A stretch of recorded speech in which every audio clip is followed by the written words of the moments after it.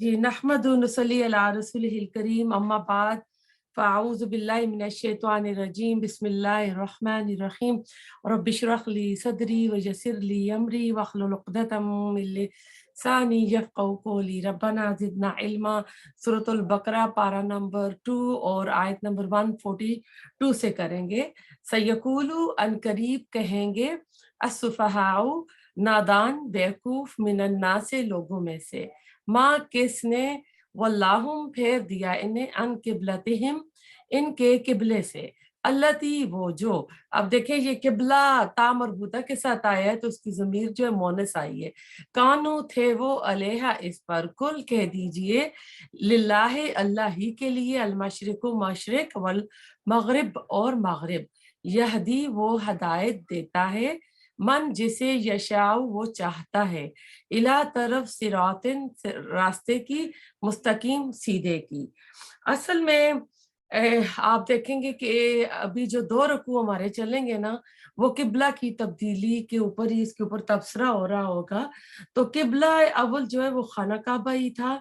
और तमाम उम्मत मुस्लिमा के लिए किबला अव्वल खाना काबा ही शुरू से था क्योंकि हज़रत आदम अलैहिस्सलाम ने इसको तामीर किया था। यही किबला था जब हज़रत इब्राहीम अलैहिस्सलाम इसको तामीर कर रहे थे। अगर आप पिछले 2 रुकू जो हमने पहले सुपारे के आखिर में पढ़े तो वो सारा उसमें हम स्टडी कर चुके हैं। लेकिन जब हज़रत सुलेमान अलैहिस्सलाम ने हैकल सुलेमानी तामीर किया तो इस वक़्त ताबूत सकीना सखरा पर पड़ा रहता था और बनी इसराइल इसकी तरफ मुँह करके नमाज अदा करते थे। आहिस्ता आहिस्ता उन्होंने मुस्तकिल तौर पर इसे ही अपना किबला बना लिया और चूंकि अल्लाह ताला की तरफ से इस पर कोई गिरफ्त ना हुई थी लिहाजा ये किबला शरन भी दुरुस्त समझा गया। मगर ये सिर्फ बनी इसराइली का किबला था, मक्का के मुशरिकीन का ना था। वो काबा की तरफ मुँह करके नमाज अदा करते थे।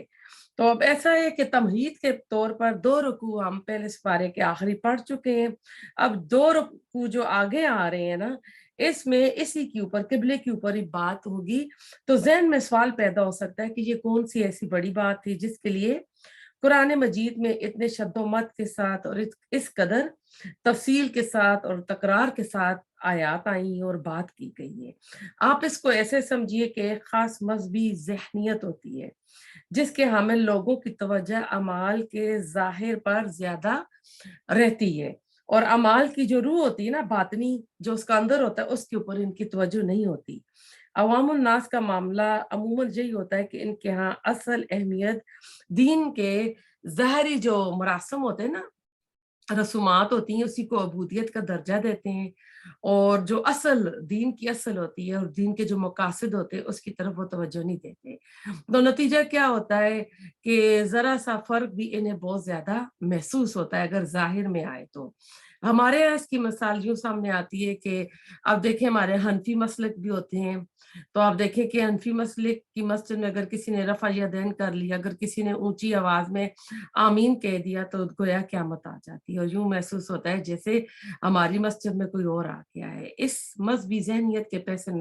पस मंजर में ये एक छोटा सा मसला नहीं था उस वक़्त के अहले किताब के सामने यहूद भी थे एक तरफ, मक्का के मुशरिकीन भी थे। इसके अलावा आपको पता है कि रसूलुल्लाह सल्लल्लाहु अलैहि वसल्लम के टाइम पे वहाँ पर जो ज़िंदगी थी वो ट्राइबल लाइफ थी। तो कबायली जो ज़िंदगी होती है उसका जो पस मंजर होता है उसको भी आप समझें कि मक्का में जो लोग ईमान लाए थे ज़ाहिर है इन सब को खाना काबा के साथ बड़ी अकीदत थी और खुद नबी सल्लल्लाहु अलैहि वसल्लम ने जब मक्का से हिजरत फरमाई तो आप रोते हुए वहां से निकले थे। आपने फरमाया था ए काबा मुझे तो इससे बड़ी मोहब्बत है लेकिन तेरे यहाँ के रहने वाले मुझे यहाँ रहने नहीं देते। मालूम होता है जब तक आप मक्का में थे रसूलुल्लाह सल्लम तो आप काबा की जनूबी दीवार की तरफ रुख कर कर खड़े होते। यूं आप सल्लल्लाहु अलैहि वसल्लम का रुख शमाल की तरफ होता, काबा आपके सामने होता और उसकी सीध में बैतुल मक़दस भी आ जाता। इस तरह इस्तकबाल किबलतैन का एहतमाम हो जाता था आपका मक्का में। लेकिन जब आप मदीना में आए तो वहां तो टोटली रुख बदल गया था और बैतुल मक़दस की तरफ रुख करके नमाज पढ़ने लगे। यहाँ इस्तकबाल किबलतैन मुमकिन ना था इसलिए कि यरूशलेम मदीना मुनव्वरा के शुमाल में था जबकि मक्का जनूब में था। टोटली देखें, साउथ और नॉर्थ एंड साउथ की आ गई ये बात। अब अगर खाना काबा की तरफ रुख करेंगे तो यरूशलेम की तरफ पीठ होगी, और यरूशलेम की तरफ रुख करेंगे तो काबा की तरफ पीठ होगी। चुनाचे अहले ईमान का इम्तिहान हो गया कि आया वो रसूल वसल्लम के फरमान की पैरवी करते हैं या अपनी पुरानी अकीदतों पर, पुरानी रवायात को ज्यादा अहमियत देते हैं। जो लोग मक्का मुकरमा से आए थे इनकी तरबियत हो चुकी थी, क्योंकि 13 साल मक्का के गुजर चुके थे, नबी सल्लल्लाहु अलैहि वसल्लम की मायत में उनकी अच्छी खासी तरबियत हो चुकी थी। तो अब ऐसा है कि जो काबा का है ना, जो रसूल सल्लम ने बैतुल मक़दिस की तरफ पढ़ा, ये कहते हैं कि कुरान मजीद में कहीं मनकूल नहीं है कि अल्लाह ने अपने नबी को बैतुल मक़दिस की तरफ रुख करके नमाज पढ़ने का हुक्म दिया हो। ये हुक्म जो वही खफी होती है, यानी जो हदीस जिसके जरिए आती है, कहते हैं उसमें हुक्म दिया गया होगा, वही जली में हुक्म नहीं था। अब यरूशलेम की तरफ रुख करके नमाज पढ़े, ये मुसलमानों का इत्बा रसूल के हवाले से एक इम्तिहान था जिसमें वो कामयाब हुए जब मदीने में जब पहुंचे। लेकिन 17 महीने बाद जब हुक्म हुआ कि अपने रुख को मस्जिद हराम की तरफ फेर दो, तो ये अब उन मुसलमानों का इम्तिहान था जो मदीना में रहने वाले थे, इसलिए कि इनमें से बाज जो दियत तर्क करके ईमान लाए थे, जैसे अब्दुल्ला बिन इस्लाम और कुछ और यहूद लोग। लेकिन जो और दूसरे लोग थे वो भी उलमा यहूद के जेरे असर थे, क्योंकि ये अहले इल्म थे, अहले किताब थे, लोग इनकी बातें ज्यादा मानते थे और इनके दिल में भी उलमा यहूद की एक कदर थी। तो अब ऐसा था कि उनके और यरूशलेम की भी एक अजमत थी। जब इन्हें बैतुल्लाह की तरफ रुख करने का हुक्म हुआ तो उन्हें इनके ईमान का जो है ना इम्तिहान हो गया। मजीद इसमें ये हुआ कि दिलों में ये भी ख्याल पैदा हुआ कि अगर असल किबला बैतुल्लाह था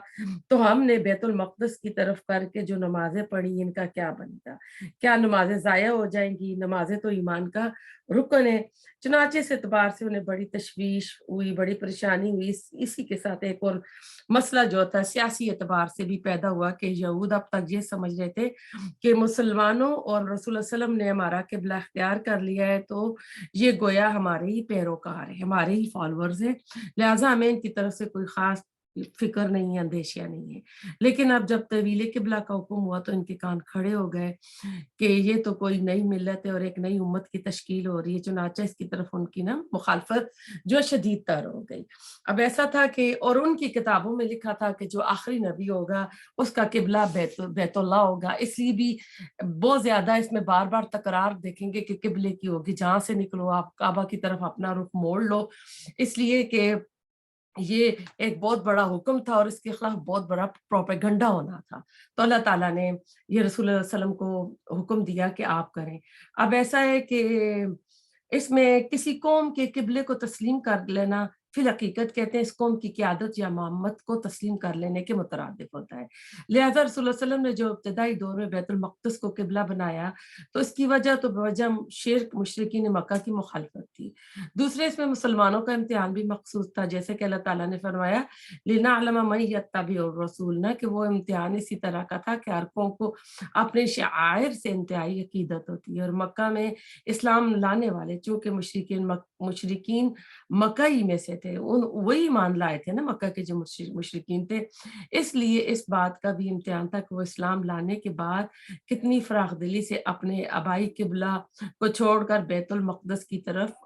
रुख करते हैं। तो हिजरत के बाद जब आप सल्लल्लाहु अलैहि वसल्लम मदीना पहुंचे तो सूरत हाल मुख्तलिफ थी। मुसलमानों की एक आजाद छोटी सी रियासत वजूद में आई थी और बैतुल मक़दस को किबला बनाए रखना ज़हनी तौर पर यहूद की इमामत को तस्लीम करने के बराबर था।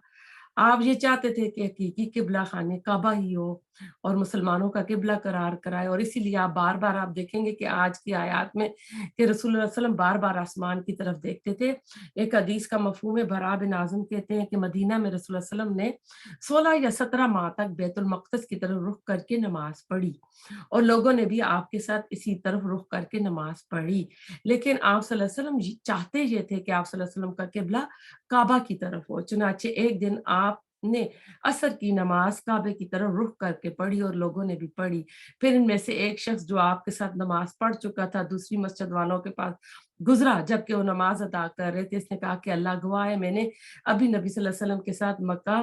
यानी काबा की तरफ रुख करके नमाज पढ़ी है। तो اسی حالت میں کعبہ کی طرف وہ گھوم گئے. یہ بخاری کی حدیث ہے. یعنی جب تحویل کعبہ ہوا تو عین نماز کے درمیان ہوا تھا اور ٹوٹلی اپوزٹ, جیسا کہ نارتھ اور ساؤتھ کا فرق آ گیا تھا نا, تو آپ ٹوٹلی دوسری طرف آپ سمجھے کہ رسول اللہ صلی اللہ علیہ وسلم سب سے آگے امامت کرا رہے ہیں. نماز کے اندر حکم آ گیا, جبرائیل نے کہا کہ قبلہ چینج کرنا ہے, تو آپ ٹوٹلی پھر کے اپنی جو جماعت تھی اس کی جو آخری صف ہے آپ ادھر چلے گئے, اور جتنے آپ کے جو مقتدی تھے جو پیچھے نماز پڑھ رہے تھے وہ بھی ٹوٹلی پھر کے انہوں نے بھی کعبے کی طرف اپنا رخ کر دیا تھا. تو اس آیت میں ہم دیکھتے ہیں کہ سیقول السفہاء کہ یہ بیوقوف لوگ, یعنی سے مراد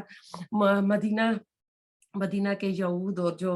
نئے نئے مسلمان ہوئے تھے وہ بھی آ سکتے ہیں, کہ یہ انقریب جو احمق لوگ ہیں, بیوقوف لوگ ہیں, وہ کہیں گے کہ اس چیز نے انہیں پھیر دیا اس قبلے کی طرف. یہ تھے یعنی 16-17 مہینے تک تو انہوں نے بیت المقدس کی طرف رخ کر کے نماز پڑھی, اب انہیں بیت اللہ کی طرف کس نے پھیر دیا؟ قل للہ المشرق والمغرب, اللہ تعالیٰ کہہ رہے ہیں کہ کہہ دیجئے کہ اللہ ہی کے لیے مشرق اور مغرب. یہ وہی الفاظ ہے جو 14ویں رکوع میں طویل قبلہ کی تمہید کے طور پر آئے ہیں.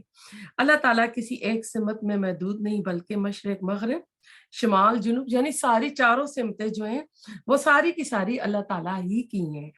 یہدی من یشاء الی صراط مستقیم, وہ جس کو چاہتا ہے سیدھے رستے کی طرف ہدایت کرتا ہے. تو طویل قبلہ کے اوپر لوگوں کے اثرات بھی تھے, اعتراضات بھی تھے, تو اب بیت المقدس کی مرکزیت جو تھی ختم ہو چکی تھی, اور آئندہ ہمیشہ کے لیے خانہ کعبہ کو امت مسلمہ کا مرکز قرار دے دیا گیا. اب اس طویل قبلہ کا یہود پر منفی اثر ہونا ایک لازمی امر تھا. چنانچہ یہی برا بن عازب کہتے ہیں جن نادانوں نے, تنگ نظر لوگوں نے یہ اعتراض کیا تھا کہ مسلمانوں کو ان کے پہلے قبلے سے کس چیز نے پھیر دیا, یہ یہودی لوگ تھے. یہ بخاری کی حدیث میں ہے. چنانچہ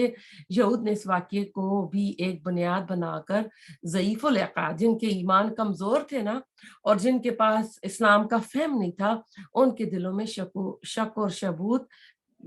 یعنی جو شکوک اور شبہات ہے وہ پیدا کرتی ہے. تو یہود کے اس اعتراض کا جواب اللہ تعالیٰ نے نہایت ہی خوبصورت انداز میں پیش کیا ہے کہ آپ ان سے کہیے کہ آپ صلی اللہ علیہ وسلم آپ ان سے کہیے مشرق بھی اللہ کا ہے, مغرب بھی اللہ کا ہے. اس نے بیت المقدس کو قبلہ بنانے کا حکم دیا تو ہم نے بھی اس کو تسلیم کر لیا. اب کعبہ کو قبلہ بنایا تو بھی ہم نے تسلیم کر لیا, اور اللہ کا حکم تسلیم کر لینا ہی سیدھی راہ ہے, اور یہ راہ وہ جسے چاہے دکھا دے. اب ہم اگلی آیت پہ چلتے ہیں. وَقَذَالِكَ, اور اسی طرح آیت نمبر 143, جَعَلْنَاكُمْ, بنایا ہم نے تمہیں امتاً, ایک امت, وسطاً, درمیانی, لِتَكُونُوا, تاکہ تم ہو جاؤ, شہداء, گواہ, علی الناس, لوگوں پر, وَيَكُونَ, اور ہو جائے, الرسول, رسول, علیکم, تم پر, شہیدہ, گواہ, وما, اور نہیں, جعلنا, بنایا ہم نے, قبلتا, اس قبلے کو, التی, وہ جو, کنتا, تھے آپ, علیہ, جس پر, اللہ, مگر, لنعلم, تاکہ ہم جان لیں, من, کون, یتبعو, پیروی کرتا ہے, رسول, رسول کی, ممن, اس سے جو, ینقلبو, پلٹ جاتا ہے, علی عقبیہ, اپنی دونوں ایڑیوں پر, وَإِن, اور بے شک, کانت, تھی. اب دیکھیں یہ مونس کے اللہ تھی, کانت, قبلہ جو آ رہا ہے نا, مونس لکبیرتن, یہاں بھی آ گیا ہے مونس یقیناً بڑی بھاری ہے, اللہ, مگر, الذین, ان لوگوں پر, جنہیں ہاد اللہ, ہدایت دی اللہ نے, وما, اور نہیں, کان اللہ, ہے اللہ, لیضیع, کہ وہ ضائع کر دے, ایمانکم, ایمان تمہارا, ان اللہ, بے شک اللہ تعالیٰ, بالناس, لوگوں پر, لرؤوف, یقیناً شفیق, رحیم, نہایت رحم کرنے والا ہے. تو اب ایسا ہے کہ آیت نمبر ہم آئے ہیں 143 پہ, امت وسطہ کا ہم مفہوم دیکھتے ہیں, یعنی جس طرح ہم نے قبلہ اول کو تمہارے لیے مستقل قبلہ بنا دیا ہے, اسی طرح ہم نے تمہیں امت وسطہ بھی بنا دیا ہے. امت وسط یعنی معتدل, درمیانی, یعنی افراط اور تفریط سے پاک, یعنی جس کے اندر کوئی ایگزیجریشن نہیں ہوتی ہے, نہ ہی وہ نیچے ہوتی ہے, نہ ہی اوپر, درمیان والی چیز ہمیشہ اچھی ہوتی ہے. امت وسط سے مراد ایسا شرف اور ایسا اعلیٰ گروہ ہے جو عدل انصاف کی روش پر قائم ہو, افراط اور تفرید، غلو اور تخفیف سے پاک ہو، اور دنیا کی قوموں کے درمیان مرکز کی، صدر کی حیثیت رکھتا ہو۔ جیسے ہمارے یہاں شہروں میں ہوتا ہے نا، یہاں ہمارے سٹی سینٹر ہوتے ہیں، پاکستان میں ہر شہر کا ایک بازار صدر ہوتا ہے۔ اس کی مثال یوں سمجھیے کہ نصارہ نے عیسیٰ علیہ السلام کو اتنا بڑھایا کہ انہیں خدا ہی بنا دیا، اور یہود نے اتنا گھٹایا کہ ان کی پیغمبری سے انکار کر دیا اور ان کی جان کے بھی لاگو ہو گئے، جیسے کہ ہم آل عمران میں جا کر پڑھیں گے۔ اس امت وسط کی روش اور عقیدہ یہ ہے کہ عیسیٰ علیہ السلام اللہ کے پیارے پیغمبر ہیں اور روح اللہ ہیں، ان کے کلمہ کن سے پیدا ہوئے ہیں بغیر باپ کے، اور بے شمار عقائد اور احکام میں آپ کو امت وسط کا یہی طریقہ نظر آئے گا۔ مثلا یہود کے لیے قتل کا بدلہ، قتل یعنی قصاص ہی فرض کیا گیا، جبکہ نصارہ کو، عیسائیوں کو عفو درگزر کر لینے سے حکم دیا گیا ان کی شریعتوں میں، اور امت مسلمہ کے لیے یعنی ہمارے لیے قصاص کو جواز کی حد تک رکھا گیا، اور قصاص کے بجائے دیت کو پسند کیا گیا۔ دیت کیا ہوتی ہے کہ اگر ایک بندہ آدمی فوت ہو جائے تو 100 اونٹ ہیں، عورت ہو جائے گی تو 50 اونٹ ہیں، اور عفو درگزر کی ترغیب بھی دی گئی ہے، اور اس سے ایک جو ہوتا ہے نا درمیان والا مستحسن عمل قرار دیا گیا ہے۔ یعنی یہود میں اگر عورت حائضہ ہو جاتی ہے تو نہ اس کے ہاتھ کا پکایا ہوا کھاتے تھے، نہ اس کے ساتھ کھاتے تھے، نہ اس کو اپنے ساتھ بٹھاتے تھے، اپنے گھر میں بھی نہیں رہنے دیتے تھے، اور ایسی عورتوں کو الگ کسی مقام پر رہائش کا بندوبست کیا کرتے تھے۔ یہ مسلم کی حدیث سے ہے۔ اور جب وہ اور جو کرسچن ہیں ایسی عورتوں سے کسی طرح کا بھی پرہیز نہیں کرتے تھے، یعنی وہ حائضہ ہو اس میں بھی جو ہسبینڈ وائف کا ریلیشن شپ ہوتا ہے وہ بھی کر لیتے تھے، جبکہ مسلمانوں کو دوران حیض میں صرف جو جو ہوتا ہے جسمانی تعلق اس سے بچنے کا حکم دیا گیا ہے، باقی کاموں میں کوئی پابندی نہیں رکھی گئی ہے۔ اس کے ہاتھوں کا پکایا ہوا کھانا جائز ہے، اس کے ساتھ رہنا جائز ہے، اس سے کس کرنا، بوسہ لینا، گلے لگانا، لپٹ جانا، یعنی ہر چیز باقی جائز ہے، صرف وہ جگہ جہاں سے بلڈ آ رہا ہے وہ چیز حرام ہو جاتی ہے۔ آپ نے دیکھا ہوگا کہ کئی گھروں میں ان کے تولیے الگ کر دیے جاتے ہیں، آٹا نہیں گوندنے دیتے کہ جی آپ کو پیریڈ ہو گیا ہے تو آپ جی ایسی بات ہے، تو ایسا نہیں ہے۔ اور ہمارے ہاں یہ بھی ہوتا ہے کہ اگر آپ نے بڑے قیمتی کام والے کپڑے پہنے پیریڈ کے دنوں میں، تو بڑی جو گھر ہوتی تھیں وہ کہتی تھی نہیں یہ اپلیت ہو گئے، آپ ان کو دھونا پڑے گا، ڈرائی کلین کرائیں، تو ایسی بات بھی نہیں ہے۔ جس جگہ خراب ہوگا اس جگہ کو پکڑ کر آپ دھو سکتے ہیں۔ اگر کوئی جگہ خراب نہیں ہوتی، پسینہ آیا، آپ نے پیریڈ کے دنوں میں کپڑے پہنے، تو پسینہ جو ہوتا ہے اس سے کپڑے ناپاک نہیں ہوتے ہیں، تو آپ کو وہ کپڑے نہ دھونے کی ضرورت ہے اور نہ ہی ڈرائی کلین کرانے کی ضرورت ہے۔ تو اب اس میں ہم نے دیکھا کہ اللہ تعالیٰ کہہ رہے ہیں کہ وہ کذالک جعلناکم امۃ وسطا، تو اب یہ خاص بات کہی جا رہی کہ مسلمانوں تم اس طویل قبلہ کو معمولی بات نہ سمجھو، یہ علامت اس بات کی کہ اب تمہیں وہ حیثیت مل گئی ہے، یعنی جن کو اللہ تعالیٰ نے کہا تھا نا فضلتکم علی العالمین، جن میں 2000 سال تک پیغمبر آتے رہے، جن میں پیغمبری اور بادشاہت اکٹھی ہو گئی تھی، ان سے یعنی ان کو معزول کیا جا رہا ہے، ان سے وہ ٹائٹل لے کے اے مسلمانوں اب تمہیں دیا جا رہا ہے، لِتَكُونُوا شُهَدَاءَ عَلَى النَّاسِ وَيَكُونَ الرَّسُولُ عَلَيْكُمْ شَهِيدًا، تاکہ تم لوگوں پر گواہ ہو جاؤ، رسول تم پر گواہ ہو۔ اب تمہارا یہ مسلمانوں تمہارا یہ اب نا فرض منصبی ہے کہ رسول نے جس دین کی گواہی تم پر اپنے قول اور عمل سے دی ہے، اسی دین کی گواہی تمہیں اپنے قول اور عمل سے پوری نوع انسانیت کو دینی ہے۔ اب تم محمد صلی اللہ علیہ وسلم اور نوع انسانی کے درمیان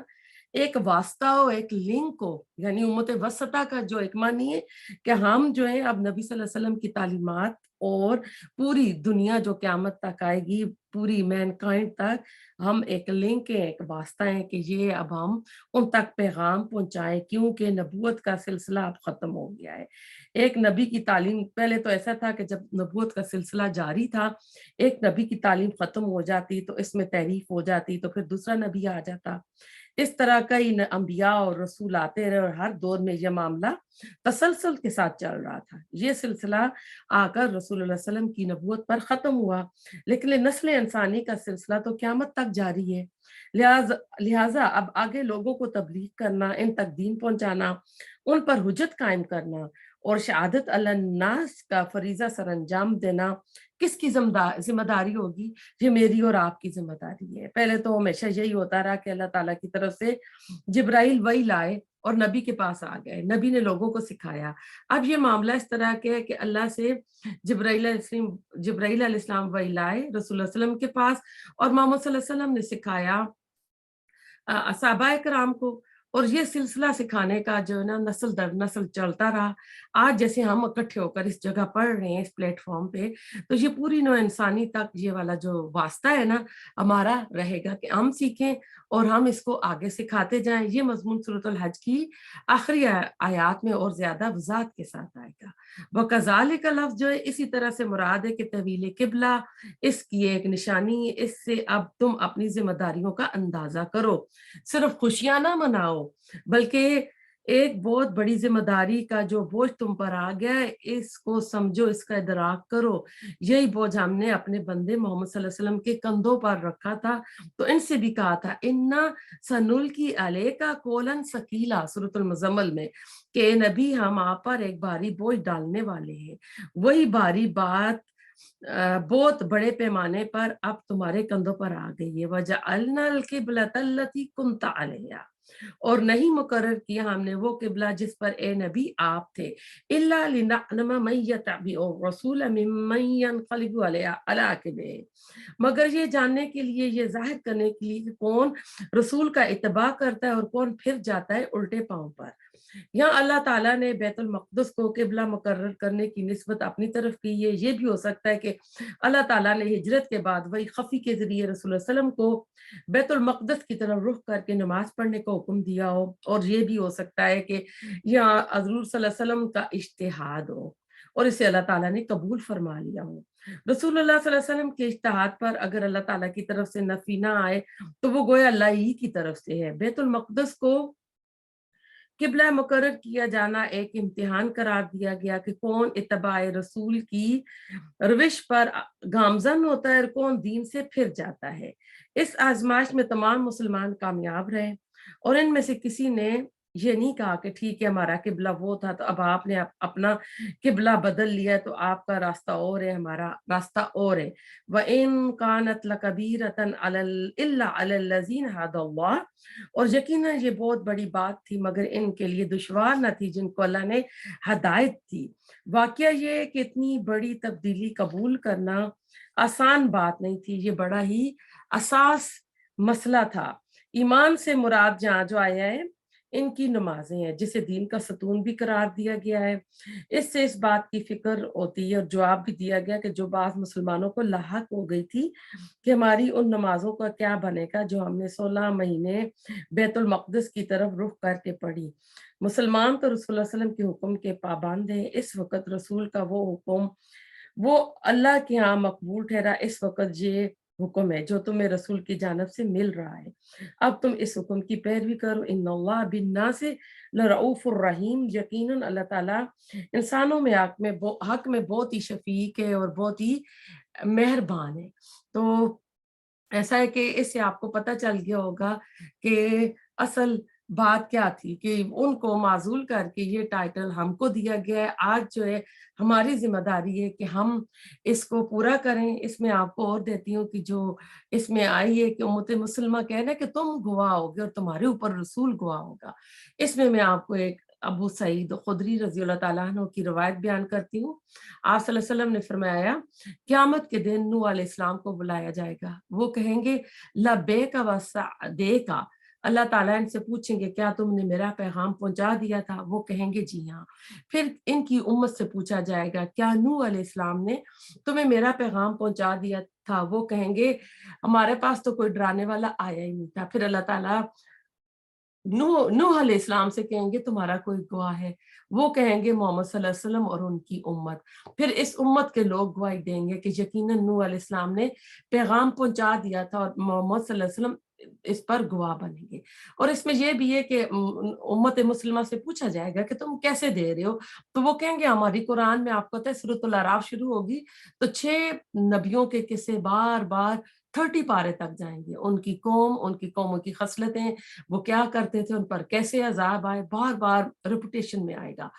तो वो कहेंगे हमने कुरान में पढ़ा था। फिर हमारे ऊपर जो होगा ना, इस उम्मत के ऊपर जो गवाही देंगे वो रसूलुल्लाह सल्लल्लाहु अलैहि वसल्लम की गवाही होगी। तो एक दूसरी रिवायत में आता है, इस वक्त नूह अलैहिस्सलाम की उम्मत कहेगी तुम्हारी गवाही कैसे मकबूल हो सकती है कि जबकि तुमने ना हमारा जमाना पाया और ना हमें देखा। इस वक्त उम्मत वस्त जो है ना, मुसलमान उम्मत ये जवाब देगी कि हमको अल्लाह की किताब और उसके रसूल के बताने से ये यकीनी इल्म हासिल हुआ है, इसलिए हम इसकी गवाही देते हैं। फिर आप सल्लल्लाहु अलैहि वसल्लम की अपनी उम्मत के खिलाफ शहादत, जिन्होंने कुरान से नाइंसाफियां की, ये बड़े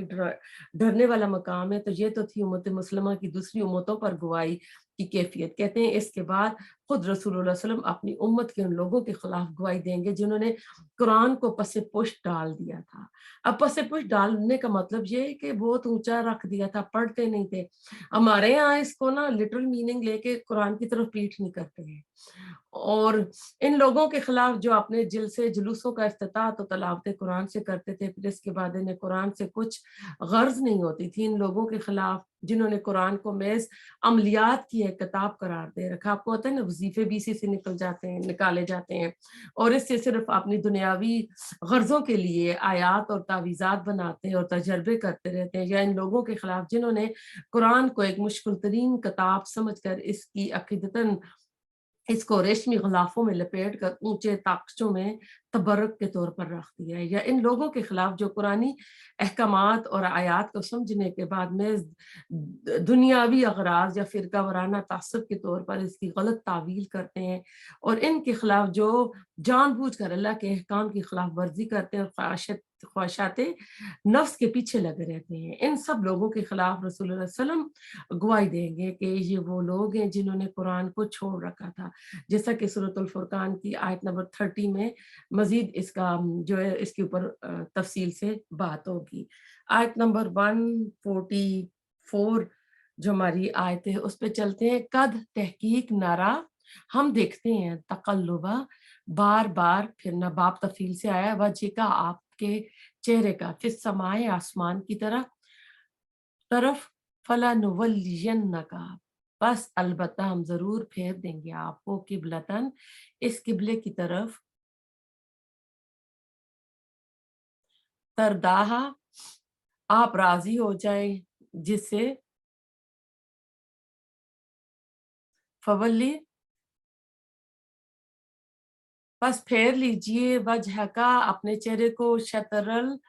मस्जिद हराम तरफ, मस्जिद हराम के, वहैसु माँ और जहाँ कहीं कुन तुम हो तुम, फवल्लु बस फेर लो, वजूहकुम अपने चेहरों को, शतरा तरफ इसके, व इन्नल्लज़ीना और बेशक वो जो ऊतू दिए गए अल किताब किताब, लयअलमूना अलबत्ता वो जानते हैं, अन्नहु बेशक वो अल हक को हक के, मिर रब्बिहिम इनके रब की तरफ से, व माँ और नहीं अल्लाह अल्लाह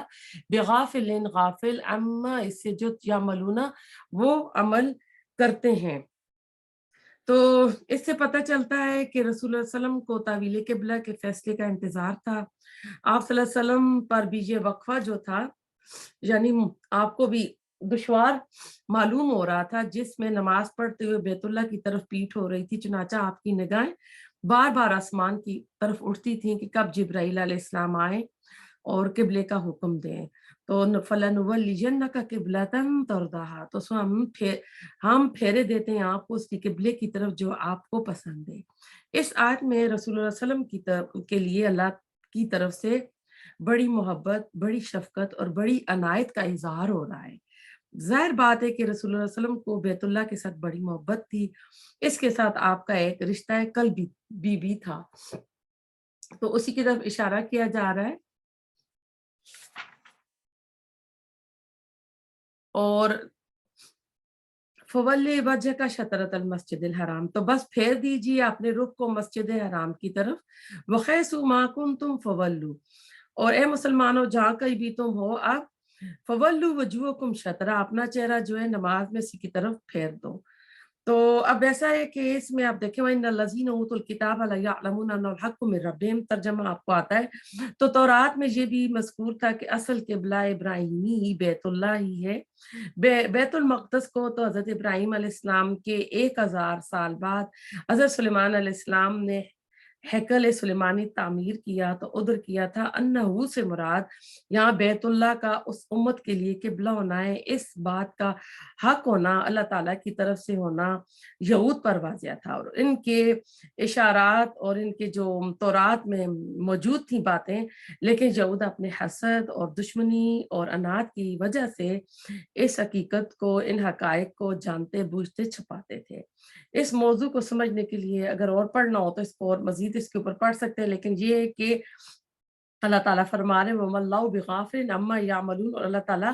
غافل نہیں ہے اس سے جو وہ کر رہے ہیں۔ اب دیکھا جائے تو حضرت ابراہیم علیہ السلام تھے، اور ان کی ایک نسل جو تھی بنی اسرائیل بنی تھی، اور بنی اسرائیل میں 2000 تک انبیاء آتے رہے۔ سلیمان علیہ السلام نے ہیکل سلیمانی بنایا، انہوں نے اپنا قبلہ وہاں بنا لیا تھا، اور ادھر جو حضرت اسماعیل علیہ السلام تھے، بنی اسماعیل میں کوئی نبی نہیں آیا تھا، آخری نبی جو ہے رسول اللہ صلی اللہ علیہ وسلم آتے ہیں۔ تو دونوں دیکھا جائے تو اصل جو بڑی جڑ جو ہے وہ حضرت ابراہیم علیہ السلام ہے، اور ان کی 2 نسلوں میں یہ چیز پھر رہی ہے، اور قبلہ جو تھا بیت اللہ ہی کو اللہ تعالیٰ نے آخری کے قبلہ بنانا تھا، اور ان کی کتابوں میں بھی لکھا ہوا تھا کہ جو آخری نبی ہوگا اس کا قبلہ بیت اللہ ہوگا، تو اس لیے بھی ان کو یہ بڑا یعنی گراں گزر رہا تھا کہ ایسا کیوں ہو رہا ہے۔ اور آپ دیکھیں گے کہ ادھر بار بار قبلہ کیا ہوگا کہ جہاں بھی نکلو منہ ادھر کر لو، تو اس میں کہتے ہیں کہ 3 بار جو آیا ہے وہ ایک بار تو آیا ہے کہ خانہ کعبہ کے اندر جو نماز پڑھ رہے ہیں وہ اپنے منہ کو جو ہے کعبے کی طرف کریں، دوسرا جو ہے اس یعنی شہر کے رہنے والے، سعودیہ کے، مکہ کے رہنے والے ادھر کریں، اور تیسرا حکم جو آیا ہے پوری دنیا کے مسلمانوں کے لیے آیا ہے۔ آیت نمبر 145 پہ وَلَئِن، اور البتہ اگر آتے تا لائے آپ الذین، وہ جو اوتو دیے گئے الکتاب کتاب، بکل ہر آیتن نشانی، ماں نہیں تبعو وہ پیروی کریں گے قبلتہ کا آپ کے قبلے کی، وما اور نہیں انتا آپ بتابعین پیروی کرنے والے قبلتہم ان کے قبلے کی، وما اور نہ بعدهم بعض ان کا بتابعین پیروی کرنے والا ہے، بتابعین پیروی کرنے والا ہے قبلتہ قبلے کی، بعدن بعد کے، ولا ان البتہ اگر آتے اتبعتا پیروی کی آپ نے احواءہم ان کی خواہشات کی، من بعد بعد اس کے، ماں جو جا کا آ گیا آپ کے پاس، من العلم علم سے، انکا بے شک آپ اذن تب لمن الظالمین ضرور ظالموں میں سے ہوں گے۔ تو اس میں ہم دیکھتے ہیں آیت نمبر 45 میں کہ اہل کتاب کا قبلہ جو ہے اس میں یعنی یہود کا قبلہ تصور ہے بیت المقدس تھا، جو حضرت سلیمان علیہ السلام نے جو ہیکل سلیمانی بنایا تھا تقریباً ابراہیم علیہ السلام کے 1000 سال بعد، اور جو کرسچن ہے ان کا قبلہ جو تھا شرقی جانب تھا، جہاں حضرت عیسیٰ علیہ السلام کا نفخ روح ہوا تھا، جب بی بی مریم کے پیٹ میں اللہ تعالیٰ نے جو پھونک ماری تھی تو ان کا جو حمل ٹھہر گیا تھا کن فیکون سے، اس کی طرف ہے۔ اب رسول ہونے کی حیثیت سے آپ صلی اللہ علیہ وسلم کا یہ کام نہیں کہ آپ لوگوں کو راضی کرتے پھریں اور کچھ لے لو اور جو کچھ دے دو اصول پر سمجھوتا کریں۔ آپ کا کام یہ ہے کہ جو علم اللہ نے آپ کو دیا ہے اس پر سختی سے کار باندھو، اور ظالم ہونے کا خطاب دراصل امت کو ہے۔ رسول بلا وہی لائق کو کیسے نظر انداز کر سکتا ہے؟ امت کو خبردار کیا جائے رہا ہے کہ رسول کے ذریعے اللہ کا جو حکم تمہیں مل رہا ہے اس پر پورا پورا یقین رکھو اور اس کے مطابق عمل کرو۔ اگر تم نے یہود کو خوش کرنے کی کوشش کی تو تمہارا شمار جو ہوگا نا وہ ظالموں میں ہوگا۔ تو آج ہمیں بھی نا کوئی کمپرومائز نہیں کرنا ہے، ہم نے بھی اپنے دین کو لے کے چلنا ہے۔ تو اس میں آیا ہے نا کہ وما بعدهم بتعبیم قبلۃ بعد، کہ نہ ہی وہ ایک دوسرے کے قبلے کی پیروی کرتے ہیں، نہ ہی نبی صلی اللہ علیہ وسلم کے قبلے کی کرتے ہیں، اور نہ ہی آپس میں کرتے ہیں۔ ہاتھ کہتے ہیں کہ ہاتھ یہ ہے کہ یہ خود آپس میں بھی ایک دوسرے کے قبلے کی پیروی نہیں کرتے، اگرچہ یہود اور نصارہ کا سب کا قبلہ یروشلم ہے، لیکن این یروشلم میں جا کر یہودی جو ہے ہیکل سلیمانی بھی ان کے، آپ کو پتہ ہے کہ وہ دیوار گری ہوئی ہے، جب ٹائٹس نے اور بخت نصر نے حملے کیے تھے ان کی اینٹ سیٹ بجا دی تھی تو سارا توڑ تاڑ دیا تھا، ایک وہ دیواریں گریا ہے، ٹوٹی ہوئی دیوار ہے جس کے آگے کھڑے ہو کے یہ نا آؤ گریا کرتے رہتے ہیں، اور ایسے ہلا ہلا کے نا ہل ہل کے کالی ٹوپیاں پہنی ہوئی تو پڑھتے رہتے ہیں، اور کہتے ہیں وہی مغرب کی طرف رخ کرتے ہیں، جبکہ کرسچن جو ہے نا عیسائی وہ مشرق کی طرف رخ کرتے ہیں۔ اس لیے حضرت مریم علیہ السلام نے جس مکان میں ٹھہری تھی اور جہاں فرشتہ ان کے پاس آیا تھا، اور ہیکل کے مشرقی گوشے میں وہ جگہ تھی جس کے لیے قرآن میں آتا ہے مکانن شرقین کے لفظ آتے ہیں سورۃ میں یا سورۃ مریم میں نا۔ تو اب اس میں والا ان اتبعت ہواہم، اے نبی ان کو کہا جائے اگر آپ نے ان کی خواہشات کی پیروی کی، وہ تو میں نے بتا دیا، نبی صلی اللہ علیہ وسلم کے ذریعے اس امت کو خبردار کیا جا رہا ہے، انہوں نے تو نہیں کرنی تھی، ہمیں بتایا جا رہا ہے کہ اگر ہم نے ان کی خواہشات کی پیروی کی، من بعد ما جاءک من علم، اس علم کے بعد جو آ چکا، انک اذا من الظالمین، تو بلا شبہ آپ بھی پھر ظالم لوگوں میں شامل ہوں گے۔ آیت نمبر 146،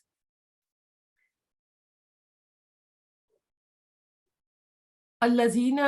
وہ لوگ جو آتیناہم، دی ہم نے انہیں الکتاب کتاب، یعرفونہ وہ پہچانتے ہیں اسے، کما جیسا کہ یعرفونہ وہ پہچانتے ہیں ابناءہم اپنے بیٹوں کو، وَإِنَّا اور بے شک فریقاً ایک گروہ، منہم ان میں سے، لیکتمون البتہ وہ چھپاتا ہے، الحق کا حق کو، وہم حالانکہ وہ یعلمون وہ جانتے ہیں۔ اب یہاں یہ آپ نقطہ نوٹ کر لیں کہ قرآن حکیم میں تو تورات اور انجیل کے ماننے والوں میں سے غلط کاروں کے لیے مجہول کا صیغہ آتا ہے، اوت الکتاب، جنہیں کتاب دی گئی، اور جو ان میں سے صالحین تھے، صحیح رخ پر تھے، ان کے لیے معروف کا صیغہ آتا ہے، جیسے یہاں آیا ہے یعرفونہ میں ضمیر ہو کی، جو ضمیر کا جو ہے نا جو جا رہی ہے، یہ اس سے مراد اب جو ہے نا کہتے ہیں قبلہ بھی ہے، قرآن بھی ہے، اور رسول اللہ صلی اللہ علیہ وسلم بھی ہے، اور رسول اللہ صلی اللہ علیہ وسلم کو تو انہوں نے پہچان لیا تھا اگر جب خیبر فتح ہوا تھا، اور آپ کی بیوی جو تھیں زوجہ صفیہ آئی تھی، انہوں نے بتایا تھا، تو وہ نبی صلی اللہ علیہ وسلم اپنے باپ اور اپنے چچا کا جو کلام تھا، انہوں نے جو ان کی گفتگو ہوئی تھی کہ جب نبی صلی اللہ علیہ وسلم کو مدینے آپ آئے تھے ہجرت کر کے، مل کے گئے تھے، تو دونوں بھائیوں نے باتیں کی تھی کہ کیا یہ وہی نبی ہے جس کا ہماری کتابوں میں ذکر ہے؟ تو بڑا بھائی کہتا ہے ہاں وہی ہے، چھوٹا کہتا ہے کیا کرنا ہے؟ تو اس نے کہا جب تک جان میں جان ہے ہم اس کا انکار کریں گے۔ تو اب یہ نبی صلی اللہ علیہ وسلم کو اپنے بیٹوں سے بھی زیادہ پہچانتے تھے، قبلے کو بھی جانتے تھے، اور قرآن کو بھی جانتے تھے، کیونکہ اللہ تعالیٰ کی طرف سے آ رہا تھا ان فریقم منہم، البتہ ان میں سے ایک گروہ ہے، لیکتمون الحق وہم یعلمون۔ تو اب یہ کون تھا؟ جو ان کے جو بڑے بڑے علماء اور ربائب تھے نا، جو ان کے، وہ ان کو پتا تھا کہ یہ کیا ہے، اور وہ اس کو چھپاتے تھے۔ تو یہود کو قبل اول کا پورا علم تھا، عربوں میں یہ محاورہ ہے کہ جس چیز کے متعلق انہیں کسی طرح کا شک و شبہ نہ ہو، تو اس بات کو وہ یوں پہچانتے تھے جیسے اپنے بیٹوں کو پہچانتے ہیں۔ علماء یہود اور نصارہ اس بات کو اچھی طرح جانتے تھے کہ حضرت ابراہیم علیہ السلام جن کی امت اور ملت ہونے کا یہ دم بھرتے تھے، اور انہوں نے خانہ کعبہ تعمیر کیا تھا، اور اس کو قبلہ مقرر کیا تھا، اور بیت المقدس کو تو 1300 سال بعد، 1000 سال بعد سلیمان علیہ السلام نے تعمیر کیا تھا، اور بیت المقدس کو قبلہ قرار دینے کا ذکر کہیں تورات میں بھی موجود نہیں، اور نہ انجیل میں موجود ہے۔ اس تاریخی واقعے میں ان کے لیے کسی قسم کا شک و شبے کی گنجائش نہ تھی، اور یہ بات بھی وہ خوب جانتے تھے کہ قبلہ اول اور حقیقی قبلہ کعبہ ہی ہے، لیکن وہ یہ بات عوام کے سامنے ظاہر نہیں کرتے تھے، یعنی ان کو یہ حق پتہ تھا، آیا نا کہ لیکتمون الحق وہم یعلمون، کہ ان کو پتہ تھا یہ حق ہے اور اس کو یہ چھپاتے تھے۔ دوبارہ اسی کے اوپر بات ہو رہی ہے آیت نمبر 47 میں، 147 میں، الحق کو حق کے میں رب کا، آپ کے رب کی طرف سے، فلا پس ہرگز نہ، تکونن بس ہرگز نہ آپ ہونا، من الممترین شک کرنے والوں میں۔ اب اس کا ایسا ہے کہ الحق کو، اس کا ترجمہ یہ ہے کہ حق وہی ہے جو آپ کے رب کی طرف سے ہے، تو اس کا خطاب کا رخ رسول اللہ صلی اللہ علیہ وسلم کی طرف ہے، اور آپ کی وساطت سے، آپ کی معرفت سے، آپ کے ذریعے ہر مسلمان سے یہ بات کہی جا رہی ہے، اس بارے میں کوئی شک اور شبہ اپنے پاس مت آنے دو، یہی تو حق ہے تمہارے رب کی طرف سے۔ یعنی مسلمان جس ملک میں ہوں گے وہ کعبے کی طرف منہ کر کے نماز ادا کریں گے جیسا کہ آج کل ہم کرتے ہیں. اسی طرح کعبے کی سمتیں بھی الگ الگ ہو سکتی ہیں. کسی ملک سے کعبہ مغرب کی جانب ہوگا اور کسی سے مشرق کی جانب ہوگا. جیسے ہمارا ادھر نارتھ ایسٹ بنتا ہے نا تو پاکستان والوں کا ٹوٹلی اپوزٹ سائڈ پہ بن جائے گا, اور کسی کا شمال یا جنوب کی طرف ہوگا. اس سے کوئی فرق نہیں پڑتا اور نہ اس بات میں شک کی ضرورت ہے, کیونکہ تمہارا یہ قبلہ ہمیشہ کے لیے جس میں آندہ کوئی تبدیلی نہیں ہو سکتی. کیونکہ دنیا کا جو سینٹر ہے نا خانہ کعبہ بالکل دنیا کے سینٹر میں. اب پورے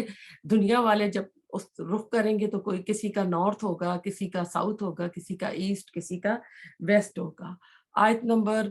148 وَلِكُلِّ اور ہر ایک کے لیے وجہتن ایک سمت ہے, ہوا وہ مولیہ وہ پھیرنے والا ہے اس کی طرف, فاستبقوا پس سبقت کرو الخیرات نیکیوں میں, اینما جہاں کہیں بھی تکونو تم ہوں گے, یأتی لے آئے گا بکم تمہیں اللہ جمیع سب کو, ان اللہ بے شک اللہ تعالیٰ علی کل شیء اوپر ہر چیز کے قدیر خوب قدرت رکھنے والا ہے. تو اور ہر ایک کی اللہ تعالیٰ نے سمت مقرر کر لی ہے. تو اللہ تعالیٰ اس آیت میں کہہ رہے ہیں کہ ہم نے تمہارے لیے ایک رخ مقرر کر لیا ہے, یعنی بیت اللہ, اور ایک باطنی رخ تمہیں یہ اختیار کرنا ہے کہ نیکیوں کی راہ میں ایک دوسرے سے آگے بڑھو. جیسا کہ نماز کا ایک ظاہر پہلو ہوتا ہے اور ایک باطن ہوتا ہے. ظاہر یہ کہ آپ باوضو ہو کر قبلے کی طرف رخ کر لیا, اور نماز کے رکوع جو ہم رکوع کرتے ہیں, سجدہ کرتے ہیں, جبکہ نماز کا ایک باطن بھی ہوتا ہے جو خشوع اور خضوع ہوتا ہے کہ ہم دل کی حضوری کے ساتھ کہ دیکھیں اللہ مجھے دیکھ رہے ہیں, اور ہم اس طرح ڈر کے نماز پڑھیں. تو انسان کو یہ احساس ہو کہ وہ اللہ تعالیٰ کے سامنے کھڑا ہے. تو اس میں اب اللہ تعالیٰ کہہ رہے ہیں ہم نے سمت تو مقرر کر لی, اب تم نے کیا کرنا ہے, نیکیوں میں دوڑ لگاؤ. نیکی کے مواقع ضائع نہ کرو, چھوٹی نیکی بھی کرتے ہوئے نہ ہچکچاؤ. آج دنیا کی ہر چیز میں دوڑ لگی ہوئی ہے, مال, شہرت, گھر, گاڑی, کپڑے, جوتے, ہینڈ بیگ, حتیٰ کہ سیل فون بھی لیٹسٹ ماڈل کے چاہیے. آج کل فیشن کیا جا رہا ہے. اچھا ایسا ہے کہ کوئی پاکستان سے آتا ہے تو پوچھتے ہیں اچھا جی وہاں آج کل کیا فیشن چل رہا ہے نا. تو اب ایسا ہے کہ کوئی سعودیہ جاتا ہے تو ٹھیک ہے جاتے ہیں, وہاں سے بھی شاپنگ کر رہے ہیں, آج کل یہ چل رہا ہے وہ چل رہا ہے نا. تو سارا وقت ہماری بات جو ہوتی ہے انہی دنیاوی چیزوں کے ٹاپک پر ہوتی ہے. تو اللہ تعالیٰ نے کن باتوں میں ریس لگانے کو کہا ہے, ہم تو دنیاوی باتوں پہ کرتے ہیں نا بدقسمتی سے. تو امت مسلمہ کی ریس کدھر ہونی چاہیے. ہم پاکستانی تو بہت کہتے ہیں نا مست ہو گئے ہیں, باقی ملکوں میں ایک ہی فیشن کے کپڑے جو دادی نانی پہن رہی ہوتی وہی چڑھ رہی ہے, پینٹ ہے, شرٹ ہے, لانگ ڈریس ہے. لیکن ہمارے یہاں نا آئے دن فیشن بدلتے رہتے ہیں, کبھی چوڑی دار پاجامہ, کبھی کیا کہتے ہیں کھلا پاجامہ, کبھی وہ آ گیا پلازو آ گیا, کبھی لمبی قمیض, کبھی چھوٹی قمیض, فلاں فیشن ڈیزائنر آ گیا وہ ہٹ ہو گیا. تو کپڑوں کے اوپر جو پیسہ ضائع ہو رہا ہے نا, کہتے ہیں دنیا کے نقشے پر یہ پاکستان واحد ملک ہے جو سب سے قریب اور سب سے زیادہ ان چیزوں میں آگے ہے نا. تو جب دیکھے کوئی نئی چیز آتی ہے, لانچ کرتی ہے, تو کیا ہوتا ہے, کیا افراتفری ہوتی ہے نا. تو ہماری بھاگ دوڑ کے ان چیزوں میں آپ غور کریں نا, ہم ہر روز اپنا محاسبہ کریں کہ میں بھاگنے والے کی ریس میں میری ریس کدھر ہے نا. اس میں کہتے ہیں جو دیکھیں لوگ اسٹیڈیم میں ہوتے ہیں نا, ان کی بیٹھے ہوئے لوگوں پر لوگوں کی نظر نہیں ہوتی, جو لوگ تالیاں بجا رہے ہوتے ہیں, جو گیمز کھیل رہے ہوتے ہیں, دوڑ لگی ہوتی ہے لوگوں کی, ان کے اوپر نظر ہوتی ہے. تو ہم دنیا کے ٹریک پر نہ بھاگ رہے ہیں, نئے کیا کہتے ہیں سب ڈویژن بن رہے ہیں, گھروں کے نئے فلور پلانز آ رہے ہیں. اب جو ہے نا خاص کر ہمارے ادھر نا, تو ایک یعنی دنیاوی چیزوں میں ایک دوڑ لگی ہوئی ہے لوگوں کی. لوگ گھر بدل رہے ہیں, لوگوں کو اپنی قبروں کا, قیامت کا کچھ احساس نہیں کہ قبر میں میرا کیا ہوگا. سود لے رہے ہیں لوگ 30 سال کے لیے. تو اب دیکھیں اللہ تعالیٰ تو کہہ رہا ہے اینما تکونو, کہ جہاں کہیں بھی ہوگی نا, یعنی جہاں کہیں ہم مر جائیں گے, جہاں ہماری قبریں ہوں گی نا, ہڈیاں چورا ہو جائیں گی, اللہ اکٹھا کر کے لے آئے گا. تو یہ چیز انسان کو جگاتی ہے, نیکیوں کی طرف دوڑاتی ہے کہ اللہ تعالیٰ ہر چیز پر قادر ہے. اگر مر کر مٹی ہونا ہے نا تو پھر ہم کیوں دنیا کی چیزوں میں کیوں تھکیں، دنیا کی دوڑ میں کیوں تھکیں؟ ہم پھر اللہ تعالیٰ کے احکامات قرآن کے لیے، نبی صلی اللہ علیہ وسلم کی سنتوں کے لیے نفس کو لگام دیں، اور ہم نا اپنے اندر جو انرجی پیدا کریں، طاقت پیدا کریں، جو ہماری صلاحیتیں ہیں، وقت ہے، ہمارا مال ہے نا، اس کو ہم اللہ تعالیٰ کے رستے میں لگائیں، اور اس ریز میں ہم نا، اس دوڑ میں ہم آگے آگے آگے آگے نکلیں گے۔ آیت نمبر ہم نے 148 کی، یا 149 پہ آتے ہیں۔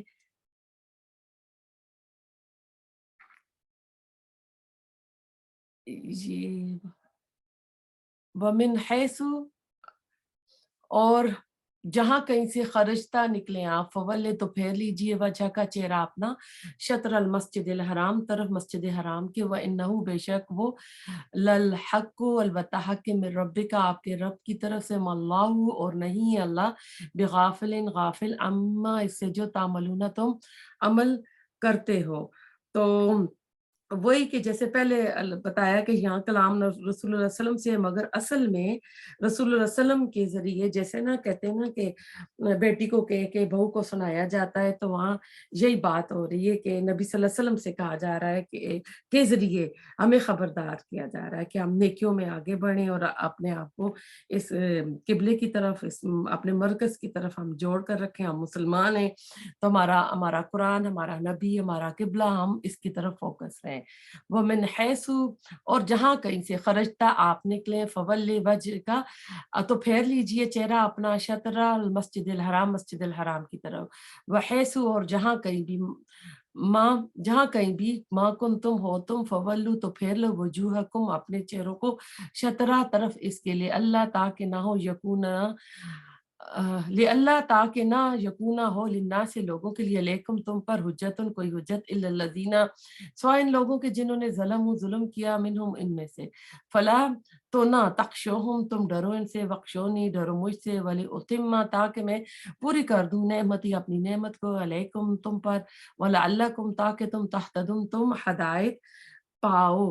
آیت نمبر آئی ہے ہماری یہ 150 پہ۔ تو کہتے ہیں تم کہاں بھی ہو دنیا کے، کس، چاہے پاکستان میں ہو، دبئی میں ہو، امریکہ میں ہو، روس میں ہو، نماز کے وقت تمہیں بیت اللہ کی طرف ہی رخ کرنا ہے، لے اللہ یکون للناس علیکم حجتم، تاکہ باقی نہ رہے لوگوں کے پاس تمہارے خلاف کوئی دلیل، یعنی یہ کتاب خاص طور پر یہود کے لیے تمہارے خلاف کوئی بدگمانی پھیلانے کا موقع باقی نہ رہے۔ تو رات میں موجود تھا کہ آخری نبی کا جو قبلہ ہے وہ خانہ کعبہ ہوگا۔ اگر رسول اللہ علیہ وسلم یہ قبلہ اختیار نہ کرتے تو علماء یہود مسلمانوں پر حجت قائم کرتے، تو یہ گویا ان کے اوپر حجت تمام ہو رہی ہے ان کو نا، الا الذین ظلموا منہم، کہ سوائے ان کے جنہوں نے ظلم کیا، یعنی شریر لوگ، یعنی حجت کے، قطع حجت کے بعد بھی باز نہ آنے والے، یعنی حجت تو اللہ تعالیٰ نے تمام کر دی، لیکن اس کے باوجود بھی اگر وہ باز نہیں آ رہے ہیں اور اعتراض کرنے کے لیے لاکھ ہیلے بہانے بنائیں گے، تو ان کی زبان کسی حال میں بند نہیں ہوگی۔ تو تم کیا کرو، فلا تخشوہم، تو اے مسلمانوں تم ان سے نہ ڈرو، بخشونی، مجھ سے ڈرو، وَلِأُتِمَّ نِعْمَتِي عَلَيْكُمْ، اس لیے کہ میں تم پر اپنی نعمت تمام کروں۔ یہ جو طویل قبلہ کا معاملہ ہوا تھا، رسول اللہ علیہ وسلم کی بعثت کی بنیاد پر ایک نئی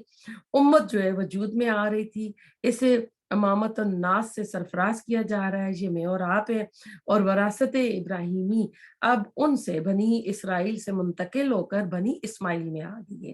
اس لیے تاکہ مسلمانوں تم اپنی نعمت پوری کرو، لعلکم تہتدون، تاکہ تم ہدایت یافتہ ہو جاؤ، کہ تم ہدایت پر آ جاؤ۔ اور اس میں وہی بار بار جو قبلے کی آ رہی ہے نا تکرار، کہ تم جو ہے اپنے رخ کو موڑ لو، پھیر لو قبلہ کی طرف، یعنی جہاں کہیں بھی ہوگے، جب نماز پڑھو گے تو تمہارا جو رخ ہوگا وہ قبلے ہی کی طرف سے ہوگا۔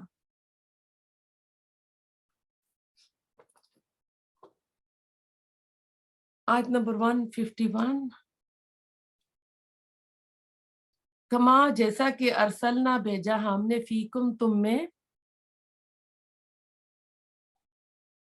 رسولن، ایک رسول، منکم، تم میں سے، یتلو، وہ تلاوت کرتا ہے علیکم تم پر آیاتنا آیات ہماری، ویزکیکم وہ پاک کرتا ہے تمہیں، ویعلمکم وہ تعلیم دیتا ہے تمہیں، الکتابہ کتاب بھی کی، والحکمت اور حکمت کی، ویعلمکم اور وہ تعلیم دیتا ہے تمہیں، ماں اس کی جو لم نہ تکونو تھے تم تعلمون تم علم رکھتے۔